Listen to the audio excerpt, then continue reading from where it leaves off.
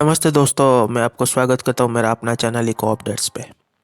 दोस्तों, ये है हमारे बैंक्स के अकाउंट्स के सेकेंड पार्ट, जिसमें आज हम देखेंगे बाकी सारे अकाउंट्स के बारे में जो कल नहीं देखे थे, जैसे कि recurring account, fixed deposit account और डीमार्ट अकाउंट। तो दोस्तों, कल हम क्या देखे थे? कल देखे थे डिमांड डिपॉजिट के बारे में, जिसको हम दो भाग में विभाजित करते हैं। एक तो होता है सेविंग अकाउंट, दूसरा होता है करेंट अकाउंट। तो आज हम यहाँ देखने वाले हैं रिकरिंग डिपॉजिट के बारे में और फिक्स्ड डिपॉजिट के बारे में। ओके,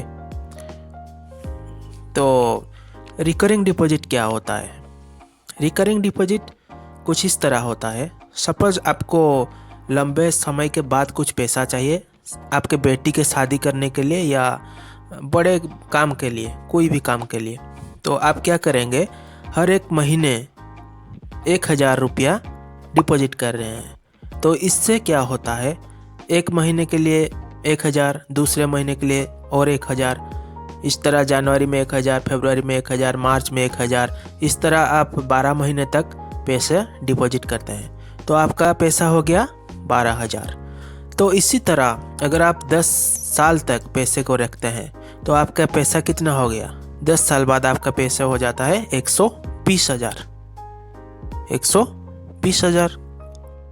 उसमें से अगर बैंक 10% इंटरेस्ट देता है तो आपको कितना पैसा मिलेगा? 120,000 प्लस 12,000। तो टोटल कितना हुआ? तो टोटल हो गया 132,000। इसी तरह रिकरिंग डिपॉजिट में पैसा मिलता है। तो किसी को अगर लॉन्ग टर्म के लिए पैसा डिपॉजिट करना है तो वो रिकरिंग डिपॉजिट का अपना सकता है। तो ये था रिकरिंग डिपॉजिट के बारे में। और फिक्स्ड डिपॉजिट के बारे में तो मैं आप लोगों को बताया था। और अभी हम और एक चीज़ के बारे में बात करने वाले हैं। तो बैंक क्या करता है, कहीं कोई आतंकवादी ने तो उसके बैंक में अकाउंट नहीं खोल दिया, किसी माओवादी ने तो उसके बैंक में अकाउंट नहीं खोल दिया। इसके लिए उसको जानने के लिए वो क्या करता है, वो अपने कस्टमर को जानने की कोशिश करता है। और वो कैसे जानता है? वो आधार कार्ड, पैन कार्ड, ये सारे डॉक्यूमेंट्स के जरिए अपने कस्टमर को जानता है, जिसको हम बोलते हैं नो योर कस्टमर और KYC। और अभी क्या हो गया है, अभी कुछ इस तरह हो गया है कि ऑनलाइन ही सारे चीज़ें हो रहा है। तो इससे हम बोलते हैं eKYC। कस्टमर केयर क्या करता है, कस्टमर को बोलता है आपका डॉक्यूमेंट भेज दीजिए, आधार कार्ड, पैन कार्ड, और वो वेरिफिकेशन कर लेता है, जिससे हम बोलते हैं eKYC। ये तो था नो योर कस्टमर के बारे में। तो अभी हम देखते हैं जो टैक्स होता है वो कौन से अकाउंट्स में देना पड़ता है।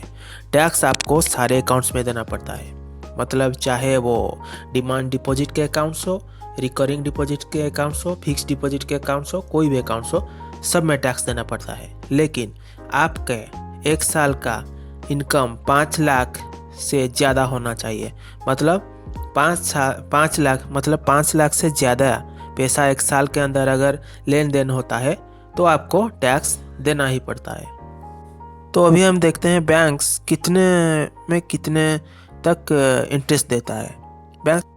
बैंक्स क्या करता है, डिमांड डिपॉजिट के सेविंग अकाउंट और करेंट अकाउंट में, सेविंग अकाउंट में 3 से 4% तक इंटरेस्ट देता है और करेंट अकाउंट में 0 इंटरेस्ट देता है, मतलब इंटरेस्ट देता ही नहीं है, क्योंकि कभी किसी ने पैसा डाल लिया, पैसा निकाल लिया, इसलिए उससे ज़्यादा फ़ायदा नहीं होता, तो वो इंटरेस्ट भी नहीं देता।